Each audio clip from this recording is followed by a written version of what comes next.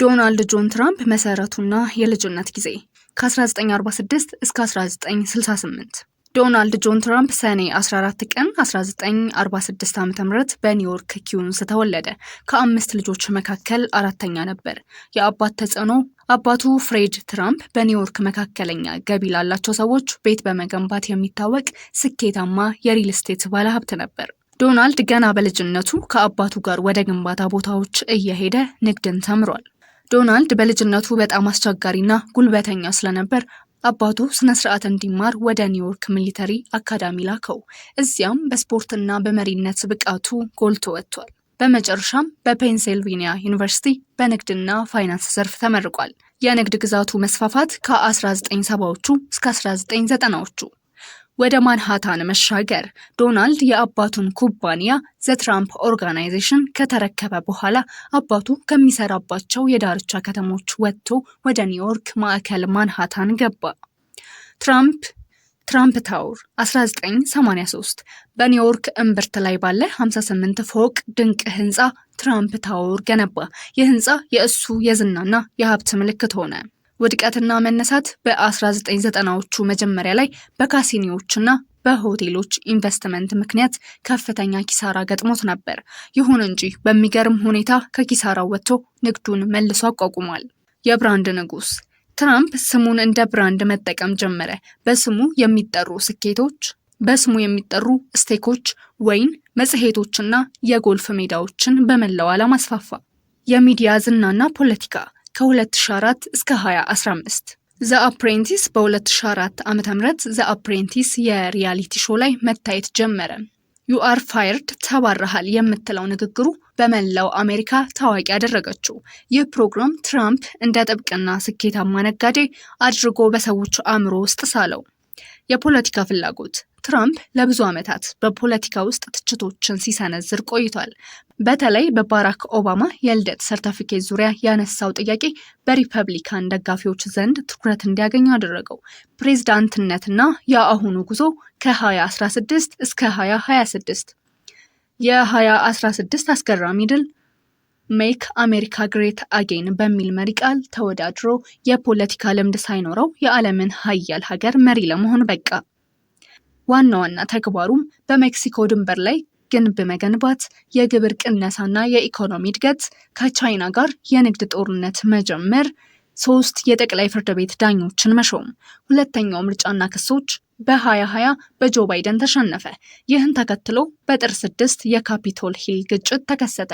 ከስልጣን ከወረደ በኋላም በተለያዩ የወንጀልና የፍትሐ ብሔር ክሶች ፍርድ ቤት ሲመላለስ ቆይቷል።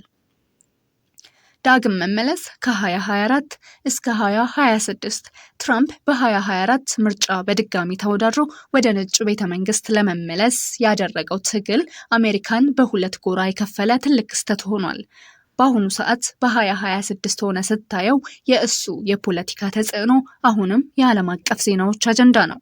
የትራምፕና የኢራን ታሪካዊ ፍጥጫ ከ2016 እስከ 2020 ትራምፕ በፕሬዝዳንትነት ዘመናቸው ከኢራን ጋር የነበራቸው ግንኙነት በ3 ዋና ዋና ክስተቶች ይታወቃል። የኒውክሌር ስምምነቱን ማፍረስ፣ ትራምፕ በባራክ ኦባማ ዘመን የተፈረመው የኒውክሌር ስምምነት መጥፎ ስምምነት ነው በሚል በ2018 አሜሪካን አስወጥተዋል።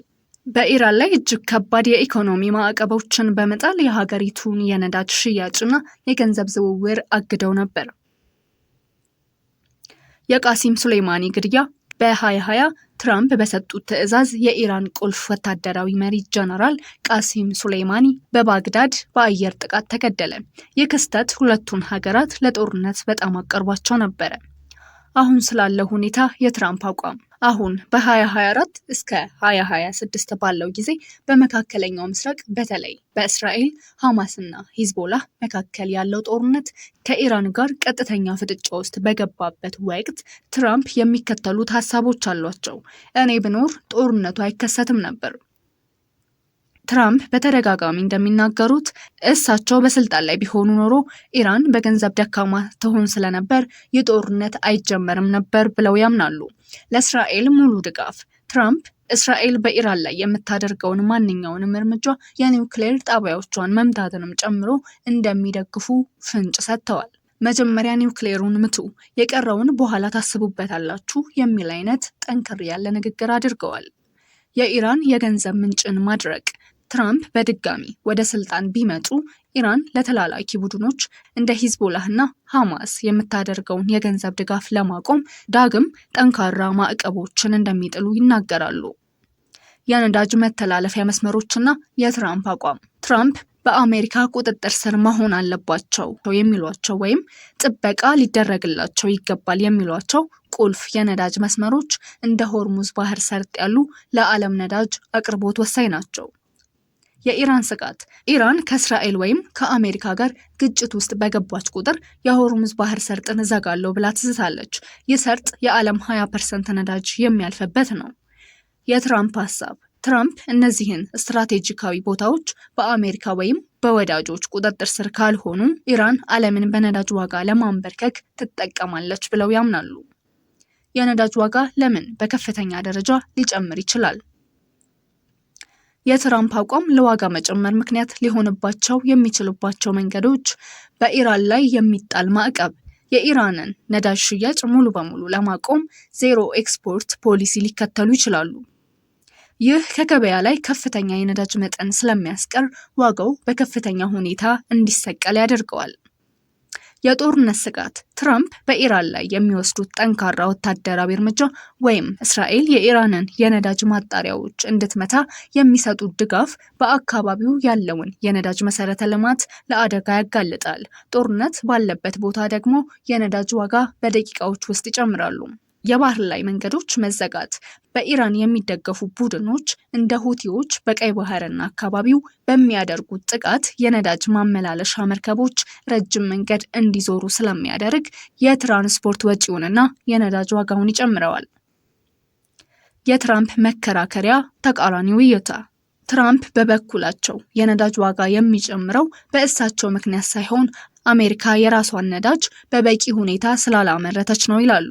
በአሜሪካ መሬት ላይ በብዛት ነዳጅ በማውጣት የዓለምን ገበያ በነዳጅ እንደሚያጥለቀልቁትና በዚህም ዋጋውን እንደሚቀንሱ ቃል ይገባሉ። ኢራን ሀብታም ስትሆን ጦርነት ትጀምራለች። እኛ ነዳጃችንን አውጥተን የእሷን ገበያ ስንቀማ ግን ሰላም ይመጣል የሚል አመክንዮ አላቸው። ትራምፕ ነዳጅን በብዛት አውጥቼ ዋጋውን እቀንሳለሁ ቢሉም ከኢራን ጋር ያለው ፍጥጫ ግን የዓለምን ነዳጅ ዋጋ ወደማይገመት ደረጃ ሊሰቅለው ይችላል። ታዲያ ትራምፕ የነዳጅ ዋጋ አዳኝ ናቸው ወይስ ለዋጋው መናጋት ምክንያት? ምርጫው የተመልካች ነው።